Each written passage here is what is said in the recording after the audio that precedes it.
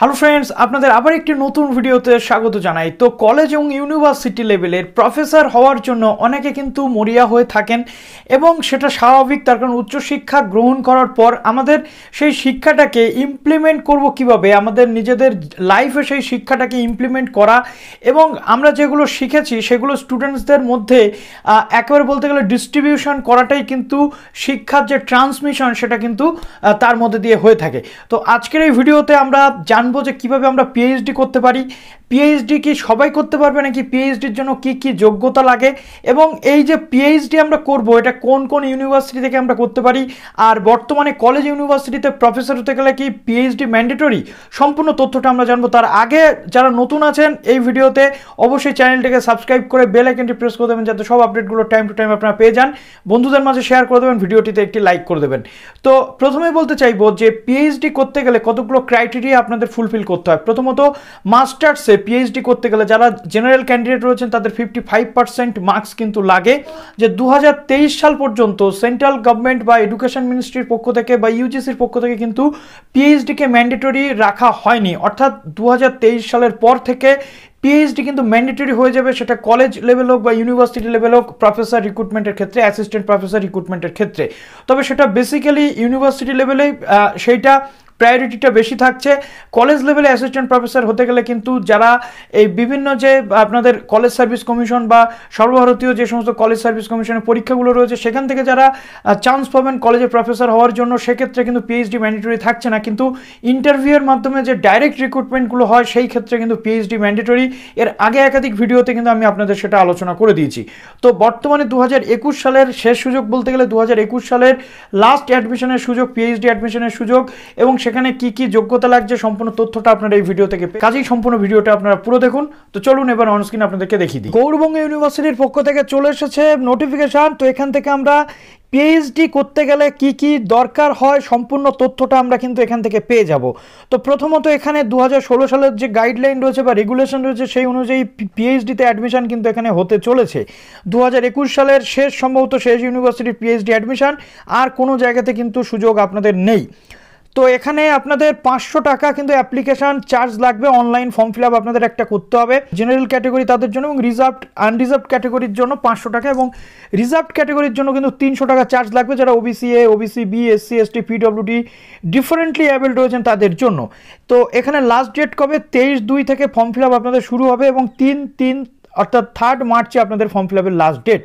Form fill আপের সময় আপনাদের কী কী জিনিস লাগবে, বার্থ সার্টিফিকেট বা as a admit card of মাধ্যমিক, এবং এখানে আপনাদের এক্সামিনেশান ইকুইভ্যালেন্ট এজ ভেরিফিকেশনের জন্য মাধ্যমিকের মার্কশিট, নেক্সট রয়েছে আপনাদের হায়ার সেকেন্ডারি এক্সামিনেশনের মার্কশিট, আন্ডার গ্র্যাজুয়েটের মার্কশিট, পোস্ট গ্র্যাজুয়েটের মার্কশিট, রিসেন্ট পাসপোর্ট সাইজের ফটোগ্রাফ আপনাদের সেটা লাগবে, সিগনেচার লাগবে, সার্টিফিকেট আপনাদের এসসি, এসটি, ওবিসি, পিডব্লিউডি হয়ে থাকলে সেগুলো লাগবে, এবং যদি আপনি NET, SET, SLET, GATE, JRF বা M.Phill কমপ্লিট করে থাকেন বা কোর্স ওয়ার্কের যে সার্টিফিকেট সেটা আপলোড করতে হচ্ছে।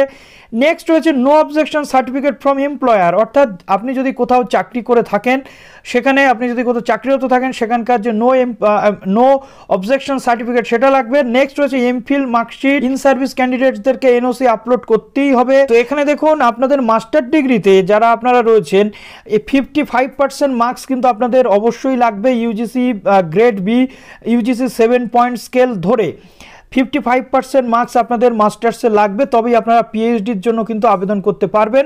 এটা শুধুমাত্র যারা জেনারেল ক্যাটাগরি রয়েছেন সেই সমস্ত স্টুডেন্টসদের। এবার আসছে রিল্যাক্সেশন, 55 থেকে 50% 5 মার্কসের রিল্যাক্সেশন হয়ে যাবে যদি আপনি SC, ST, OBC A, OBC B, PWD বা ডিফারেন্টলি এবেলড ক্যান্ডিডেট হয়ে থাকেন এবং আদার ক্যাটাগরির যে সমস্ত ক্যান্ডিডেট রয়েছেন তাদের ক্ষেত্রে আপনাদের 50% থাকলেই আপনারা আবেদন কিন্তু করতে পারবেন। নেক্সট রয়েছে during of the PhD program, অর্থাৎ পিজিতে 50% থাকলে এবং 55% থাকলে আবেদন করা যাবে। Duration of the PhD program maximum কিন্তু 6 ইয়ার্স এবং মিনিমাম কিন্তু 3 ইয়ার্স। তার মধ্যে একাধিক বিষয় থাকে, সেগুলো একটু আপনারা ডিটেল দেখে নিচ্ছেন। এরপর আসছে কীভাবে সিলেকশন প্রসিডিওর।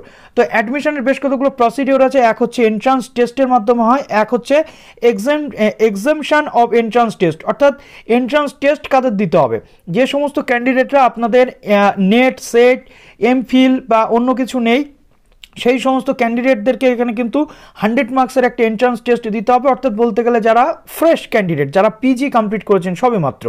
50টা কোশ্চেন আপনাদের 2 মার্কস করে থাকবে।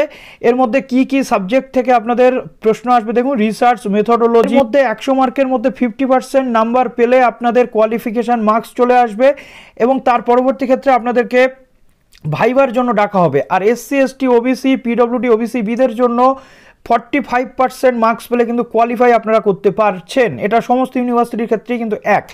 এবার পরীক্ষা কাদের দিতে হচ্ছে না, যে সমস্ত ক্যান্ডিডেটরা regular M.Phill degree with course work করা রয়েছে, এবং যে সমস্ত ক্যান্ডিডেটদের ইউজিসি নেট কোয়ালিফাইড, জেআরএফ আপনারা পান, জেআরএফ ইনক্লুডিং সিএসআইআর নেট যাদের রয়েছে, স্লেট, সেট, গেট এবং টিচার ফেলোশিপ যারা পান, তাদের ক্ষেত্রে কিন্তু এক্সামটেড, তাদের কিন্তু পরীক্ষা দিতে হবে না, এন্ট্রান্স টেস্ট দিতে হবে না, তারা সরাসরি ভাইভা ভোক দিয়ে এখানে কিন্তু আপনারা চান্স পেয়ে যাবেন।